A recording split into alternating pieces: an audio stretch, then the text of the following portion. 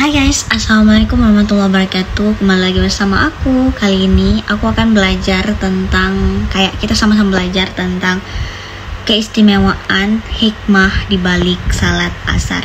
Serius, bagi aku salat asar ini salat yang juga butuh effort, karena ketika asar banyak hal yang kita lakukan, kayak sebuah pekerjaan kita hampir selesai, kayak kita mengundur waktu hanya untuk salat di rumah, ingin pulang dulu, tapi ternyata guys, lebih baik salat asar itu di awal waktu.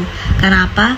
Karena Allah melarang kita melakukan salat pada saat matahari terbenam, dan waktu salat asar itu sesingkat dimana sebelum matahari terbenam itu. Dan ternyata para ulama bersepakat bahwa salat asar ini adalah salat yang paling afdal untuk digunakan untuk dilakukan, dan bahkan salat asar ini memiliki tingkatan pahala 2 kali lipat daripada salat kita, dari salat fardu kita yang lain guys. Dan aku dengar satu hadis ini sahih dari Bukhari dan Muslim, barang siapa yang meninggalkan salat asar, maka kamu akan terputus amalan kamu di hari itu. Serius guys, ini sangat menakutkan untuk kita berencana meninggalkan salat asar. Kenapa? Karena sebelumnya pasti banyak amalan-amalan atau kebaikan-kebaikan yang udah kita lakukan, yang sudah dicatat, tapi itu akan terhapus hanya karena kita nggak menunaikan salat asar. Setelah aku pelajari semua ini dan setelah aku tahu, aku mencoba untuk konsisten salat asar di tepat waktu.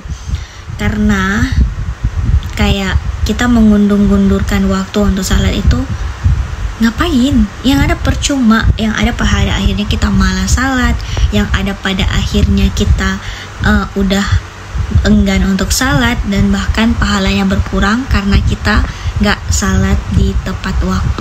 Ada satu surat dari satu ayat ini sangat membuat aku tertampar, yaitu surah Al-Baqarah ayat 238 yang artinya peliharalah semua salat. Di situ dijelaskan tentang salat fardu dan berdirilah karena Allah.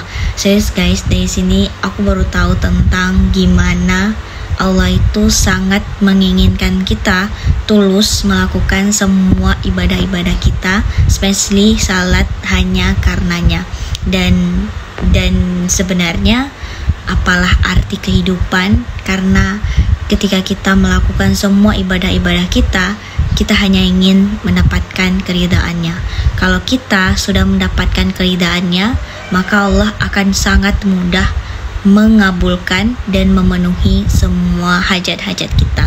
Guys, yang aku tahu itu, dan jika ada kekeliruan pada saat aku berbicara atau aku buat video, mohon untuk teman-teman komentar di bawah, dan kalau memang ada penambahan atau sesuatu yang kurang, teman-teman bisa komen di bawah.